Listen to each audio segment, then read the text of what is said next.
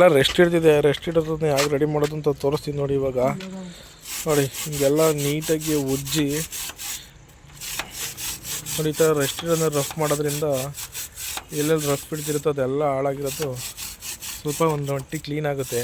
ಅದೆಲ್ಲ ಕೆರೆದ್ಬಿಟ್ಟು ನೀಟಾಗಿ ಮತ್ತೆ ಇದನ್ನೊಂದ್ಸಲ ಪೇಪರಲ್ಲಿ ಉಜ್ಜಿ ನೋಡಿ. ಈ ಥರ ನೀಟಾಗಿ ಉಜ್ಜಬೇಕು, ರೆಸ್ಟ್ ಹಿಡ್ದಿರೋದು ಹೋಗೋದ್ರವರೆಗೂ.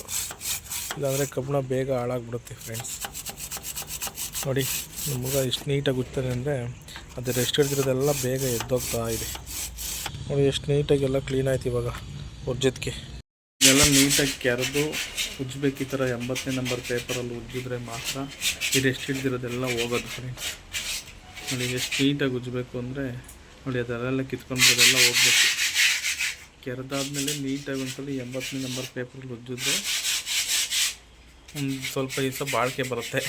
ಆಮೇಲೆ ಮತ್ತೆ ನೀಟಾಗಿ ಪೇಂಟ್ ಮಾಡಿದ್ರೆ ತುಂಬ ವರ್ಷ ಬಾಳಿಕೆ ಬರುತ್ತೆ ಫ್ರೆಂಡ್ಸ್.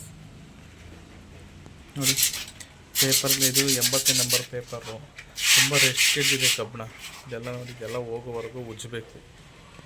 ಆಯ್ತು ಇವಾಗ ಉಜ್ಜೋದಕ್ಕೆ ನೋಡಿ ನೀಟಾಗಿ ಈ ಥರ ಎಲ್ಲ ಪೇಂಟ್ ಮಾಡಬೇಕು. ಮೂಲೆ ಎಡ್ಜಸ್ಗಳೆಲ್ಲ ಸೇರಿಸಿ ನೋಡಿ ರೋಲರಲ್ಲಿ ಮತ್ತು ಬ್ರಷಲ್ಲೆಲ್ಲ ಒಳಗಡೆ ನೀಟಾಗಿ ಪೇಂಟ್ ತುಂಬಿ ಹೊರಗಡೆಗೆಲ್ಲ ನೋಡಿ ಈ ಥರ ನೀಟಾಗಿ ಪೇಂಟ್ ಮಾಡಿದ್ರೆ ಮತ್ತೆ ತುಂಬ ವರ್ಷ ಬಾಳಿಕೆ ಬರುತ್ತೆ ಫ್ರೆಂಡ್ಸ್. ನೋಡಿ ಎಲ್ಲ ನೀಟಾಗಿ ಉಜ್ಜಿದ್ದಾರೆ. ಉಜ್ಜೆಲ್ಲ ರೆಡಿ ಮಾಡಿ ಕೆಲವೊಂದು ಏನಾಗ್ಬಿಡುತ್ತೆ ಅಂದರೆ ಡೆಸ್ಟು ಮಳೆ ನೀರು ಬೀಳೋದ್ರಿಂದ ಡೆಸ್ಟ್ ಎಲ್ಲ ಹಾಳಾಗ್ಬಿಡುತ್ತೆ, ಮಣ್ಣು ಕೂತ್ಕೊಂಡು. ಅವಾಗೆಲ್ಲ ನೀಟಾಗಿ ಉಜ್ಜಿ ಈಗ ಉಜ್ಜು ಥರ ನೋಡಿದ್ರಲ್ಲ ನೀವೇ ಫ್ರೆಂಡ್ಸ್, ಆ ಥರ ಉಜ್ಜಿ ಎಲ್ಲ ತೆಗೆದು ಮತ್ತೆ ಅದ್ರ ಮೇಲೆ ನೀಟಾಗಿ ಪೇಪರ್ ಹಾಕಿ ಪೇಂಟ್ ಮಾಡಬೇಕು. ಪೇಂಟ್ ಮಾಡಿದ್ರೆ ತುಂಬ ವರ್ಷ ಇದು ಸಹ ಬಾಳಿಕೆ ಬರುತ್ತೆ.